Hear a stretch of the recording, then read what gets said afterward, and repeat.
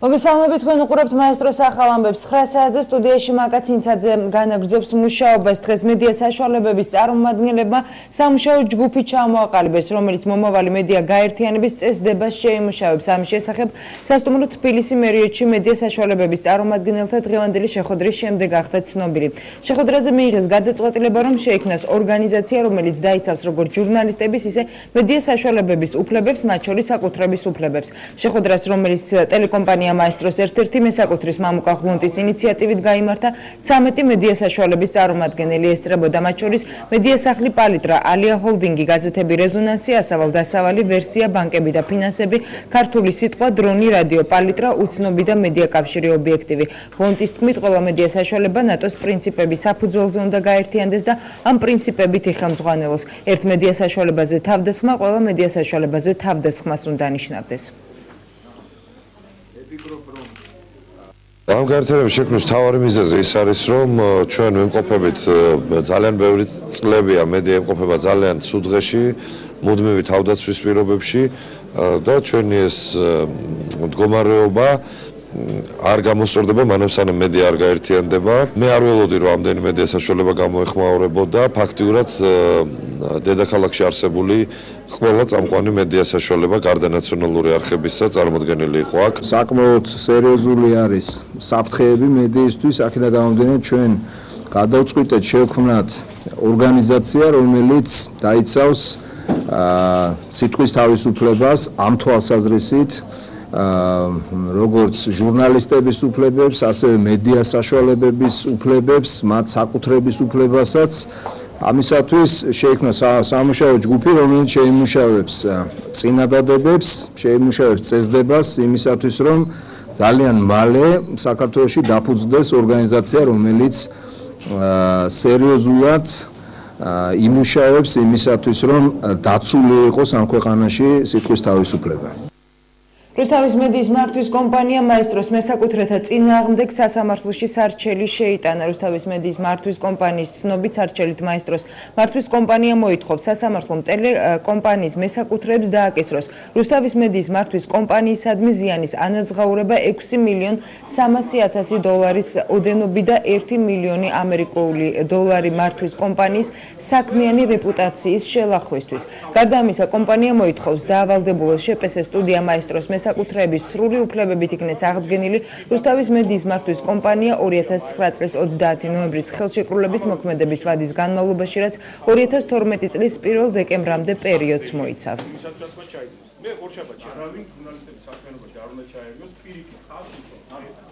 ქართული პარტიის გაერთიანებულ სადამფუძნებლო ყრილობაზე მაესტროს გადამღები ჯგუფის ობიექტივში ის პირები მოხვდნენ, ვინც 30 ნოემბერს ტელეკომპანიის შენობაში შემოსულ ეროსი კიწმარიშვილის დაცვის თანამშრომლების სტატუსით ახლდნენ. ეროსი კიწმარიშვილმა თანხლები პირები მაესტროს კოლექტივს მაშინ რუსთავის მედიის მართვის კომპანიის დაცვის თანამშრომლებად წარუდგინა და განაცხადა, რომ არც ერთი მათგანი პარტიასთან დაკავშირებული არ ყოფილა, თუმცა ერთ-ერთი ქართული პარტიის ყრილობაზე მაესტროს ჟურნალის პარტიის წევრად გაეცნო.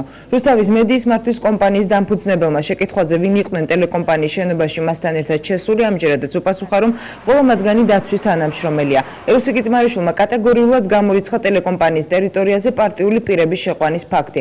მაესტროს შენობაში მყოფი პირებს დაცვის სამსახურის დამადასტურებელი საბუთები ჟურნალისტების თხოვნის მიუხედავად არც ერთხელ არ წარუდგენიათ.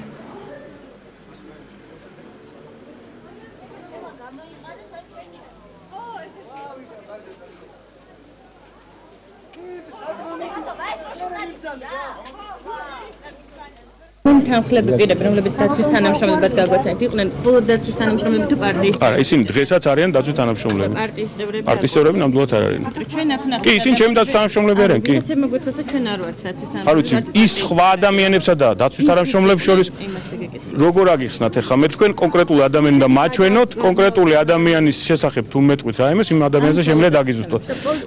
მაგ თვალსაზრისით არანაირი პრობლემა არ არსებობს. პარტიისა და ტელევიზიის აღრევა არ მომხდარა. მოხდა მხოლოდ ერთი რაღაცა, ჟურნალისტიკისა და პოლიტიკის აღრევა მიდის ახლა იმ მოქმედებით, რომელსაც დამფუძნებლები ახორციელებენ. დაცვა ბრძანდებით თუ რატო ესწრებით? პარტიის წევრი ბრძანდებით? და ასევე მართველი კომპანიის დაცვის წარმომადგენელი? არ მაინტერესებს. არა, პარტიის წევრი. თქვენ? ქართული პარტიის თუ ერთიანი? ჩვენ ვართ რუსთავის მედიის ბედნა? დაცვის თანამშრომელი. რომელის? რუსთავის მედიის. რუსთავის მედიის და პარტიის ხელობაზე რუსის მოყავით? უბრალოდ უყურებ თუ შინ არაფერი არ მოხდეს. პრეზიდენტო, ნუ მოკლავთ პრესა საქართველოს პირველი პირისადმი ეს მიმართვა ქართულ და ინგლისურ ენებზე თითქმის ყველა გაზეთის დღევანდელი ნომრის პირველ გვერდზეა დაბეჭდილი. გაზეთები კვირის პალიტრა, რეზონანსი, ასავალ-დასავალი, ვერსია, ახალი თაობა, ქრონიკა ამ ფორმით საგაზეთო ჯიხურების აღების კამპანიას აპროტესტებენ და მისი შეჩერების მოთხოვნით პრეზიდენტ მიხეილ სააკაშვილს მიმართავენ.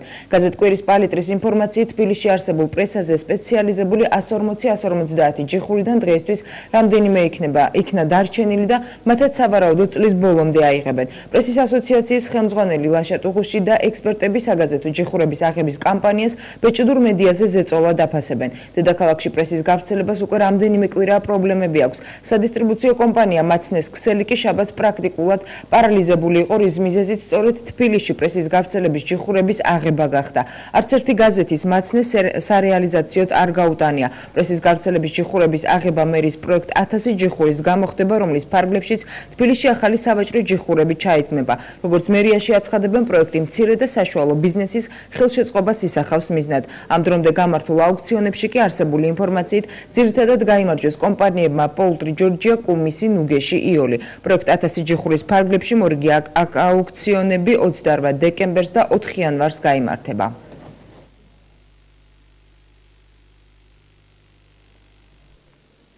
მომავალ პარლამენტში კი პროპორციული წესით არჩეული დეპუტატების რაოდენობა ოკუპირებული ლიახვის, ხეობისა და ახალგორის მაჟორიტარული მანდატების ხარჯზე გაიზრდება. ამის შესახებ დღეს პარლამენტის თავმჯდომარე დავით ბაქრაძესთან გამართული კონსულტაციების შემდეგ ჟურნალისტებს იურიდიულ საკითხთა საპარლამენტო კომიტეტის თავმჯდომარე პავლე კუბლაშვილმა განუცხადა. დეპუტატების რაოდენობის 150-დან 190-მდე გაზრდასთან დაკავშირებით საკონსტიტუციო ცვლილება პარლამენტში ერთი თვის წინ იყო ინიცირებული. უახლოეს დღეებში იწურება ერთთვიანი და რაც ამ ცვლილების საყოველთაო განხილვას უნდა დათმობოდა. შესაბამისად, პარლამენტს საკონსტიტუციო ცვლილებების განხილვის პროცედურა უკვე უნდა დაეწყო, თუმცა ხელისუფლება და ამ შეთანხმებაზე ხელმომწერი პარტიების ნაწილი აღარ იზიარებენ მოსაზრებას დეპუტატების რაოდენობის გაზრდის შესახებ. დღეს პარლამენტის თავმჯდომარესთან გამართული კონსულტაციებისას მხარეები შეთანხმდნენ, რომ მომავალი მოწვევის პარლამენტის წევრთა რაოდენობა არ გაიზრდება. მაჟორიტარული და პროპორციული მანდატების გადანაწილება კი შესაბამისად 73-77-ზე მოხდება. თვითმიზანი არასდროს არ ყოფილა რომ გაგვეზარდა დეპუტატთა რაოდენობა. შესაბამისად ვფიქრობთ რომ ის რაოდენობა გადანაწილების რაც გულისხმობს 77 მანდატის გადანაწილებას პროპორციული წესით და 73 მანდატის გადანაწილებას მაჟორიტარული წესით არის ამ შემთხვევაში 150 კაციანი პარლამენტის შემთხვევაში ოპტიმალური. აქედან გამომდინარე ვფიქრობ რომ ასე მნიშვნელოვანია ის შეთანხმება რაც უკავშირდება ოპოზიციის გაძლიერებას პარლამენტში. გულისხმობ იმას რომ ნებისმიერ პოლიტიკურ პარტიას რომელიც შევა პარლამენტში გადალახავს 5%-იან ბარიერს ექნება საშუალება შექმნას ფრაქცია პარლამენტში, რაც მნიშვნელოვანია თითოეული ოპოზიციური ჯგუფისთვის. იზრდება კონსტიტუციური უმრავლესობის ნიშნული და 2/3-ის ნაცვლად, როგორც შევთანხმდით, თუ ეს აისახო კონსტიტუციაში 3/4-ით იქნება საჭირო უკვე 3/4-ით იქნება საჭირო კონსტიტუციის შესასრულად, რაც პრაქტიკულად შეუძლებელს ხდის, რომ ერთმა პარტიამ ერთპიროვნულად აწი მომავალში შეცვალოს კონსტიტუცია და ესეც ძალიან მნიშვნელოვანია, რომ ამოქმედება 2013 წლის 1 დეკემბრიდან, რომ არ იყოს ამაზე რაღაცა დამატებითი ინსინუაციები და პოპულიზმი ამასთან დაკავშირებით. გახარებული 77-73 დარავარ, მაგრამ ეს არის ამ დღევანდელი კომპრომისის შედეგი. მე ვფიქრობ ამას ემატება კიდე ის, რომ არის გარკვეული მანდატები ყოველთვის, რომელიც იქონა ხოლმე პირველ ადგილზე გასულს და შეიძლება გადაუნაწილებელიც კი არსებობდეს, მაგრამ ამ ვითარებაში თუ კი პარტია აიღებს 5%, ეს ნიშნავს ფრაქციას, ანუ 5% ნიშნავდეს 4 ადგილს, ფრაქციისთვის არის 6 ადგილი და სწორედ გადაუნაწილებელი მანდატები გადანაწილდება იმ პარტიების, რომელთაც ეს უმთავრესი პოლიტიკური ინსტრუმენტი ფრაქცია უნდა შექმნას. ჩვენ მივახცეთ იმ შეთანხმებას, რომ მინიმუმ 77 მაინც იქნება პროპორციული სიით არჩეული დეპუტატების რაოდენობა და ასევე ჩაიწერება კონსტიტუციაში, რომ პარტია, რომელიც გადალახავს 5%-იან ბარიერს, ყველა შემთხვევაში ქმნის ფრაქციას, ის რომ ფრაქციის რაოდენობა არ მცირდება. იმ ორ რეგიონს, რომელიც დღეს ოკუპირებულია, ლიახვის ხეობა და ახალგორი. იქ ვერ ჩატარდება ვერანაირი არჩევნები, აქედან გამომდინარე დარჩება 73 მაჟორიტარი საქართველოში და 77 ადამიანი დეპუტატი იქნება არჩეული პროპორციულად. მაგრამ ყველაზე მნიშვნელოვანი ორი ცვლილება, რაც შევთანხმდით, ეს არის ის, რომ საკონსტიტუციო ცვლილებას, ანუ 2/3 გავზარდეთ 3/4-მდე. ერთი პარტია ვერ მოახერხებს ვერასდროს შეცვალოს კონსტიტუცია. ლეიბორისტული პარტია პარლამენტში მაჟორიტართა რაოდენობის გაზრდის წინააღმდეგ გამოდის, ოსო შატბერაშვილი ფაქტს სახელმწიფო გადატრიალების მცდელობა დაფასებს. მისი თქმით, მაჟორიტარი დეპუტატების რაოდენობის გაზრდა საქართველოში მიუღებელია. შატბერაშვილის შეფასებით, 21 დეკემბერს პრეზიდენტის რეზიდენციასთან გამართულ აქციაზე ისინი ამ ფაქტს კიდევ ერთხელ გააპროტესტებენ. დესპოტი სააკაშვილი მასთან შეკრული ცრუ ოპოზიციის მეშვეობით ამზადებს მორიგ სახელმწიფო გადატრიალებას და უცვლელად ტოვებს სამშობლოს გამყიდველ ფულის ტომარა მაჟორიტარ დეპუტატთა რაოდენობას, რაც უახლოეს მომავალში გამორიცხავს ტოტალიტარული რეჟიმის შეცვლასა და ქვეყნის გადარჩენის ყოველგვარ პერსპექტივებს.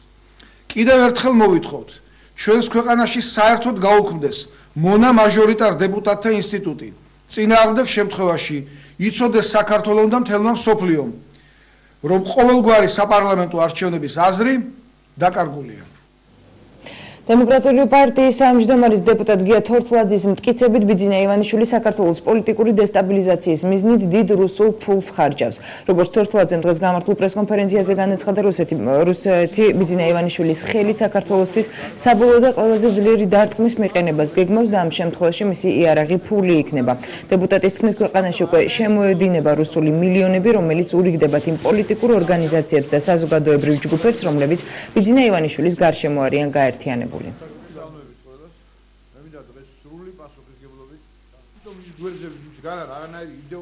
ბიძინა ივანიშვილი, რომელიც ხარჯავს რუსულ ფულს და ხარჯავდა რუსულ ფულს საქართველოში, დღეს გააქტიურებულია ძალზე, მის გვერდზე მდგომი ყველა პოლიტიკოსი, ყველა პოლიტიკური პარტია ფინანსდება მის მიერ უკანასკნელ პერიოდში უტყუარი ინფორმაციიდან და სარწმუნო ინფორმაციიდან გამომდინარე მან დაიწყო ფულის დარიგება. ის პოლიტიკოსები, ის პოლიტიკური პარტიები, რომლებიც მის გვერდით დგანან, არანაირი იდეოლოგიური საწყისი არ გააჩნიათ, არანაირი იდეოლოგიური ერთობა, არანაირი ერთობა საერთოდ არ გააჩნიათ, გარდა ერთისა. ისინი ღებულობენ დიდ ფულს. დიდი ფულის შემოჭრა დაიწყო უკანასკნელ პერიოდში საქართველოში. ეს არის რუსული ფული, ეს არის გაზპრომის ფული, ეს გახლავთ რუსეთის სპეცსამსახურების მიერ მომზადებული ფული სწორედ საქართველოში დასახარჯად. თბილისის მერმა ოპერისა და ბალეტის შენობის რეაბილიტაციისთვის ქართულ ჯგუფს მადლობა გადაუხადა. შეგახსენებთ, ქართულ ჯგუფი, რომლის დამფუძნებელიც ბიძინა ივანიშვილი ოპერის შენობის რეაბილიტაციას აფინანსებს, ფალიაშვილის სახელობის ოპერისა და ბალეტის თეატრს 2009 წელს თანამშრომელთა სოციალური დახმარებისთვის 620,400 ლარი გადაერიცხა, ხოლო 2010 წელს 623,400 ლარი. იმავე წელს ივანიშვილმა თეატრის შენობის რეაბილიტაციისთვის 2,227,600 ლარი გაიღო, როგორც თეატრის გენერალურმა დირექტორმა დავით საყვარელიძემ განაცხადა, დაფინანსება არ შეწყვეტილა და სამუშაოები ჩვეულ რეჟიმში მიმდინარეობს.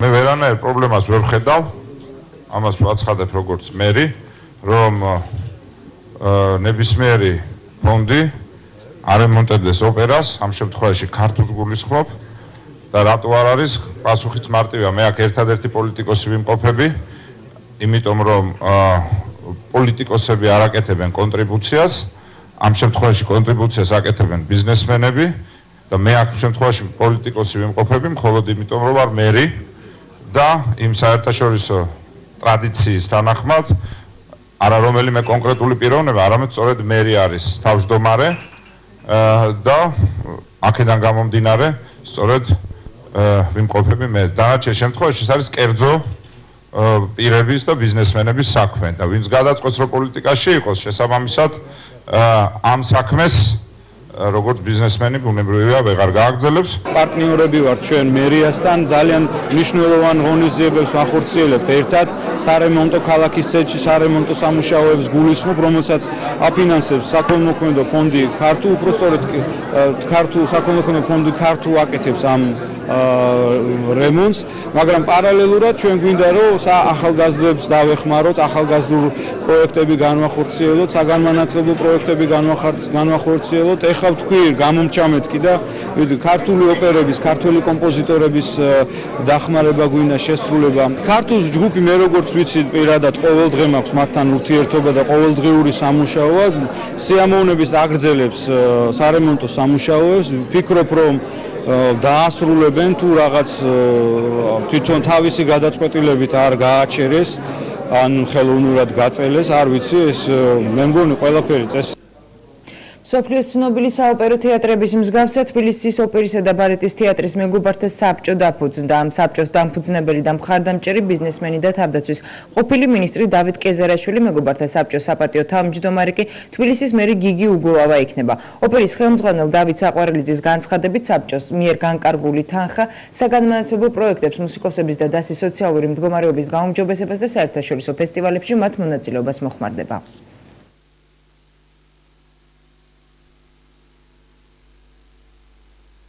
პარტნიორები ვართ ჩვენ მერიასთან, ძალიან მნიშვნელოვან ღონისძიებებს ვახორციელებთ ერთად.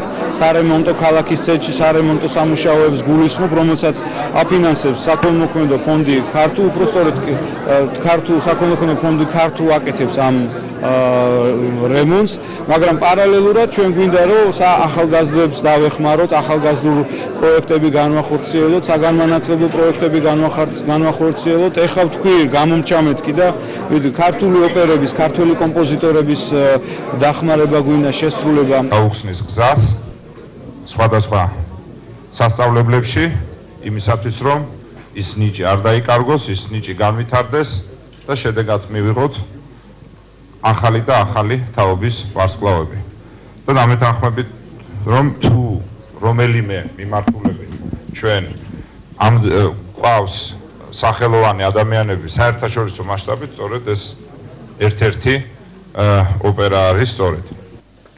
გლდანი ნაძალადევის რაიონში გუდამაყრის ქუჩაზე სავაჭრო ჯიხურები აიღეს. სამუშაოებს მერის ზედამხედველობის სამსახური ახორციელებს. ჯიხურების მეპატრონების თქმით, მათ გაფრთხილება პარასკევს მიიღეს, რათა 2 დღის ვადაში ჯიხურები თავად აიღო, თუმცა დღეს ზედამხედველობის სამსახური მივიდა და ალტერნატიული ფართის შეთავაზების გარეშე ჯიხურების დემონტაჟი განახორციელა. ჯიხურების მეპატრონები პრეზიდენტთან შეხვედრას ითხოვენ და აცხადებენ, რომ მათ დაახლოებით 3 კვირის წინ ბანკიდან სალარო აპარატების შესაძენად კრედიტები აიღეს. სამუშაო ადგილის გარეშე კი ვალის გასტუმრებას ვერ შეძლებენ.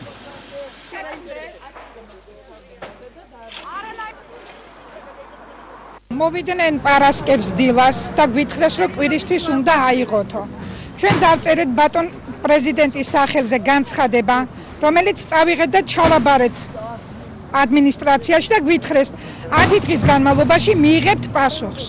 დღეს მოვიდნენ და გვეუბნებიან პასუხს დაელოდეთ თქვენ, ჩვენ არაფერი არ გვაინტერესებს. 7-8 თვის უკან იგივე სიტუაციაში ჩაგვაყენა ხელისუფლებამ, რომ გაიტანეთ უნებართო ჯიხურები. ჩვენ ვითხოვთ იმას, რომ როგორც ნუგეშის ქსელის ჯიხურები არსებობს და მათ გაეცათ ნებართვები მერის მხრიდან, ისეთივე ნებართვები ჩვენც მოგცენ, იმიტომ რომ ჩვენ 16 წელიწადი ერთი და იგივე ადგილას ვაჭრობთ და ის ჩვენი საარსებო საშუალება შეგვინარჩუნოს ჩვენმა ხელისუფლებამ. რას გვერდში სად მივდივართ, ეგ არ ვიცით ბოლომდე. ავიღებთ კი ბატონო, ჯართად ჩავაბარებთ თუ როგორც იქნება, ეს ჩვენი არანაზღაურებადი კომპენსაციის სახით არაფერს არ გვპირდებიან და ანუ ნაგავს აყრელზე უნდა გადაიყაროს, ანუ ჯართში ჩაბარდეს ეს ჯიხურები და სხვა ეხლა არც დაკმაყოფილება, არც სამსახურით, არც ალტერნატიული ფართის შემოთავაზება, ანუ უსამსახუროდ ამ საახალწლო კტოვებს უყურეს აემხელა მასას. გამოვიტანეთ კრედიტით სალარო აპარატები, მითითებულია უბანი, სადაც არის ეს გაფორმებული. ჩვენ რა შესაძლებლობით უნდა გადავიხადოთ ეს აპარატის ფული, როცა ჯიხურებს გვიშლიან. რა გავაკეთოთ? ფული რო ქონიყო ვიყიდიდით, ხო? და რითი გადავიხადოთ? საარსებო წყაროს გვისპობენ. კომენტარისთვის შეგიძლიათ მიმართოთ მერის პრეს-ცენტრს. თქვენ ხომ უფროსი ბრძანდებით, შეგიძლიათ მithათ უბრალოდ აქ იღებენ? არა. კომენტარისთვის შეგიძლიათ მიმართოთ მერის პრეს-ცენტრს. მე კომენტარს ვერ გავაკეთებ. საქართველოს მთავრობის მიერ რუსეთის ფედერაციის წინააღმდეგ ადამიანის უფლებათა დაცვის სასამართლოში შეტანილი მეორე სახელმწიფოთ შორის განაცხადი ევროპულმა სასამართლომ დაშვებულად ცნო. განაცხადში საუბარია 2009 წლის აგვისტოს ომისას რუსის სამხედროებისა და დე-ფაქტო რეჟიმის შეიარაღებული ფორმირებების წევრების მიერ ჩადენილი კონვენციის დარღვევებზე. კონვენცია შეიცავს სიცოცხლის უფლების, წამების და ღირსების შემლახავი მოპყრობის დასჯის, პირადი და ოჯახური ცხოვრების პატივისცემის უფლებას, ასევე საკუთრებისა და გადაადგილების თავისუფლებას. იუსტიციის სამინისტროში ამბობენ, რომ ევროპულმა სასამართლომ საქმეზე პირად მოისმინა და მის არსებით განხილვაზე თანხმობა განაცხადა. საქართველოს მთავრობამ განაცხადის სრული ფორმით 2009 წლის 6 თებერვალს წარადგინა.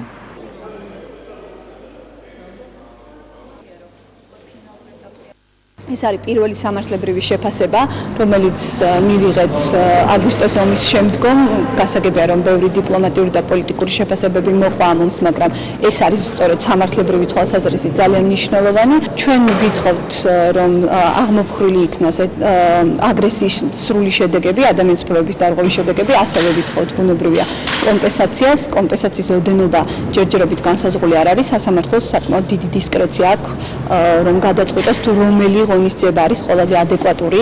აქამდე რუსეთის ფედერაცია ირწმუნებოდა, რომ განაცხადი იყო პროცედურულად არასწორად შეტანილი, იყო დაუსაბუთებელი, თუმცა შედეგი არის საწინააღმდეგო. განაცხადი არის დაშვებულად გამოცხადებული ევროპული სასამართლოს მიერ და იგი მომავალში განიხილება არსებითად. ვადები არ არის დადგენილი, თუ რაოდებში იქნება განხილული საქმე მომავლისთვის, ევროპული სასამართლო ახლო მომავალში შეიკრიბება და განსაზღვროს პროცედურას აღნიშნულ საქმეზე. პარტია თავისუფალი საქართველოს დღეს ოფიციალურად დაფუძნდა. ყრილობას 500-მდე დელეგატი ესწრებოდა. ყრილობის დასასრულს დელეგატებმა ოფიციალურად დაასახელეს პარტიის თავმჯდომარედ კახა კუკავა, რის შემდეგაც კუკავამ პარტიის სამომავლო გეგმებსა და ხედვებზე ისაუბრა. მისი თქმით, პარტია თავისუფალი საქართველოს უმთავრესი ამოცანა ხელისუფლების არჩევნების გზით შეცვლა და ამის შემდეგ მიზანი უკვე ქვეყნის გარე ძალებისგან დამოუკიდებელი მმართველობა იქნება.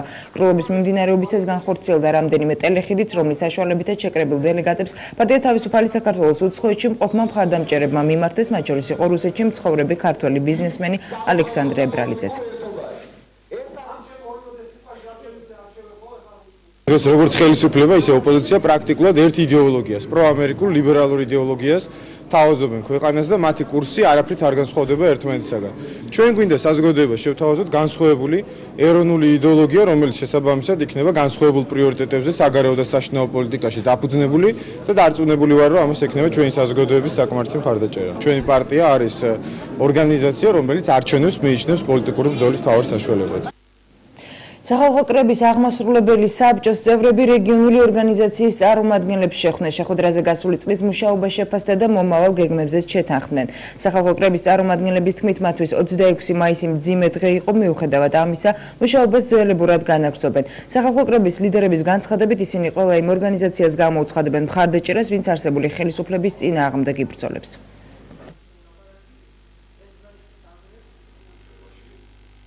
ბრძოლა იმისათვის, რომ ქვეყანა გადარჩეს, ქვეყანას გაუჩნდეს რეალურად დემოკრატიული გზით ხელისუფლების შეცვლის შესაძლებლობა, ეს ბრძოლა გრძელდება, არც შეწყვეტილა და ჩვენ ყველაფერი უნდა გავაკეთოთ იმისათვის, რომ მართლაც მოხდეს ხელისუფლების რეალური ცვლილება, ხალხს მიეცეს შესაძლებლობა, რომ აირჩიოს ის ხელისუფლება, რომელიც მას უნდა.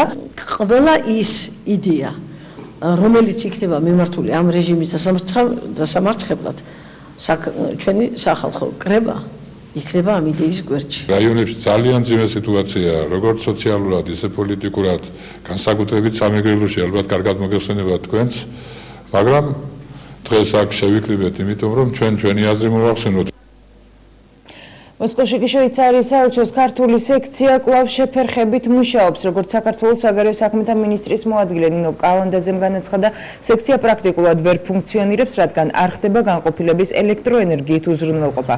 კალანდაძის განცხადებით, რუსეთი ამ ფაქტს კერძო დავად განიხილავს, რაც არასწორი შეფასებაა და საკითხი ორ სახელმწიფოს შორის დავას წარმოადგენს.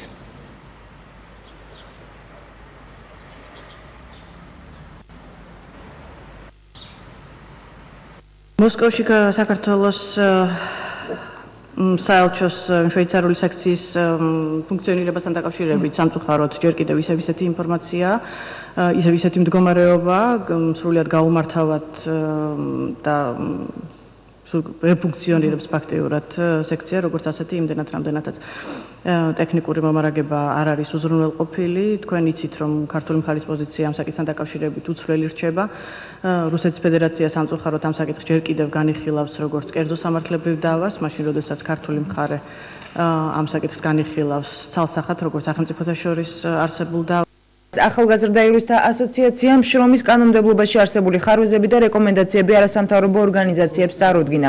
ძირითადი პრობლემები კერძო სექტორში გამოიკვეთა, რაც შრომით ანაზღაურება, შვებულებას და სამუშაო საათებს ეხება. საკითხები ქართულ კანონმდებლობაში ზუსტად არ არის განსაზღვრული და საერთაშორისო სტანდარტებს არ შეესაბამება. საია 2010 წლიდან ევროკავშირის მიერ დაფინანსებულ პროექტს ახორციელებს, რომელიც საქართველოში შრომითი უფლებების დაცვას გულისხმობს. სამსახურიდან დათხოვნის ძალიან მარტივი საფუძვლები არსებობს და ძალიან მარტივად არის შესაძლებელი ადამიანის დაუსაბუთებლად გათავისუფლება სამსახურიდან. ძირითადი პრობლემა არის ეს, მაგრამ რა თქმა უნდა უკვე მოწყვა ჯგუფებთან მიმართებით, როგორც არიან ორსულები, არასრულწლოვნები, აქ კიდევ დამატებითი გარანტიები არის საჭირო, რომელიც ჩვენს კანონმდებლობაში სათანადოდ არ არის წარმოქმნილი. განხილული გვაქვს სამუშაო დროის საკითხი და ზეგანაკვეთური სამუშაოს საკითხი, რომელიც ანაზღაურებაც არ ხდება და სამუშაო საათების დადგენაც ხელშეკრულების მხარეებზეა. საქართველოს პროფკავშირების გაერთიანება და მისი ახალგაზრდული ფრთა პროექტ ხელმისაწვდომი დაზღვევა სტუდენტებისთვის ხელმოწერების შეგროვებას განაგრძობს. პროექტი ფრიდრიხ ებერტის ფონდის მხარდაჭერით ხორციელდება. ინიციატივა საქართველოში არსებული უმაღლესი სასწავლებლების 100,000-ზე მეტი სტუდენტის ჯანმრთელობის დაზღვევის პოლისით უზრუნველყოფას ითვალისწინებს. პროფკავშირების გაერთიანების თავმჯდომარის ირაკლი პეტრიაშვილის განცხადებით, სტუდენტებისთვის შეიქმნება სპეციალური სადაზღვევო პაკეტი, რომელიც ყველა ძირითად და მნიშვნელოვან სამედიცინო მომსახურებას მოიცავს. კანონპროექტის მხარდასაჭერად ირაკლი პეტრიაშვილმა საქართველოს პრეზიდენტს სპეციალური წერილით უკვე მიმართა.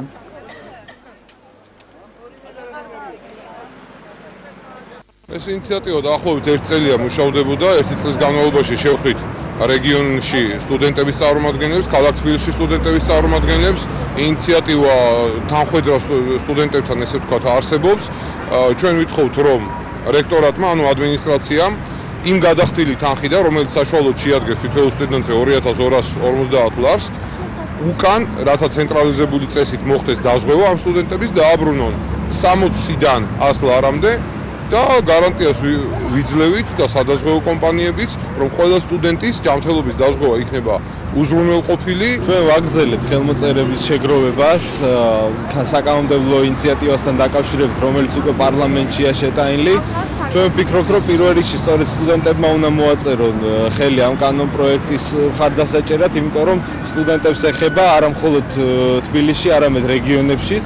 სტუდენტებისთვის იქნება ეს კარგი, რომ მთელი სასწავლო პროცესის დროს ისინი იქნებიან დაზღვეული.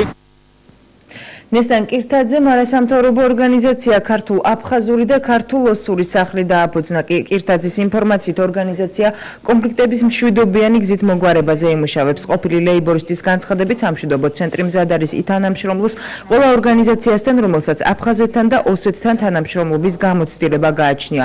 ორგანიზაციის ოფიციალური პრეზენტაცია იანვრის დასაწყისში გაიმართება.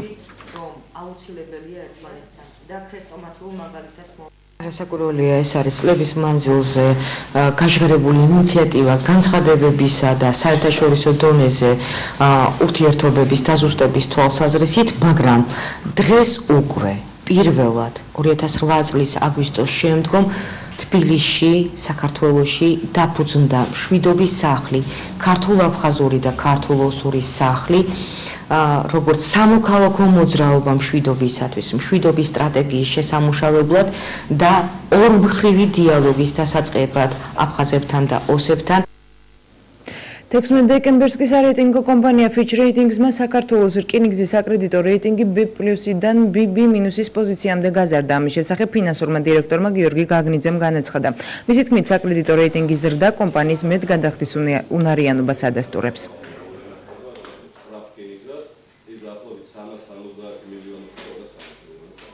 რეიტინგი თვითონ აღნიშნავს და აფასებს კომპანიის გადახდის უნარიანობას, მის შესაძლებლობას მოემსახუროს აღებულ ვალდებულებებს, ხოლო ასეთი ნდობის გაზრდა თავის მხრივ ემსახურება და საშუალებას იძლევა მეტი კაპიტალი იქნას მოზიდული როგორც კომპანიაში, ასევე ქვეყანაში. მიუხედავად იმისა, რომ აღნიშნული რეიტინგი გვაძლევს მეტი კაპიტალის მოზიდვის საშუალებას, კომპანიას დამატებითი სასხების აღების საჭიროება დღეს არ გააჩნია, გამომდინარე იქიდან, რომ ფინანსური შედეგები და არსებული ფინანსური სახსრები კომპანიისა საკმარისია იმისთვის, რომ სრულად იქნას მომსახურებული ჩვენი ორი მთავარი პროექტი, რომელიცაა საქართველოს თბილისის შემოვლითი რკინიგზა და სწრაფი რკინიგზა. კატო ჯავახიშვილის პოეტური კრებულის პრეზენტაცია კი დღეს მაგთი კლუბში გაიმართა. პოეტი რიგით მესამე კრებულზე ჭუპრი 1 წლის განმავლობაში მუშაობდა. ავტორის თქმით, წიგნში შესული 50-მდე ლექსი მძიმე თემატიკისაა. კრებულის რედაქტორი ლია სტურუა, ხოლო მხატვრული გაფორმება ზალს ულაკაურს ეკუთვნის. კრებული ჭუპრი უკვე გაყიდვაშია, მისი ფასი კი 6 ლარს შეადგენს. ჭუპრი ალბათ ნიშნავს იმას, რომ მთელი ჩვენი ცხოვრება შეიძლება ვიყოთ ჭუპრში და შეიძლება ისე მოვუკვდეთ, რომ ვერ დავიბადოთ. ადამიანის ფიზიკური განადგურება სულ არ ნიშნავს იმას, რომ ის აუცილებლად კვდება. შეიძლება ადამიანის სიცოცხლეში რამდენჯერმე მოკვდეს. და ალბათ ამას გულისხმობს ეს წიგნი. თავისუფალი ლექსითაც წერს, კონვენციური ლექსითაც წერს და არ აძლევს უპირატესობას. მთავარია რომ ლექსი მისია, არავისი არ აგერება, აქვს თავისი მეტაფორები, აქვს თავისი განსხვავებული ყველასგან ხედვა და ამიტომ არის საინტერესო პოეტი. ეს არის უაღრესად ნიჭიერი ადამიანი, ძალიან თავისებური და განსხვავებული. ფაქტობრივად არის ცნობიერის პოეტი, ანუ უფრო არაკონკრეტული და ეს ბოლო წიგნი, როგორც მე გული მიგრძნობს და ინტერნეტიდან ვიცნობ იმ ლექსებს, რაც შესულია ამ წიგნში, ისე თვალით არ მინახავს, არის სიბილას ლექსები.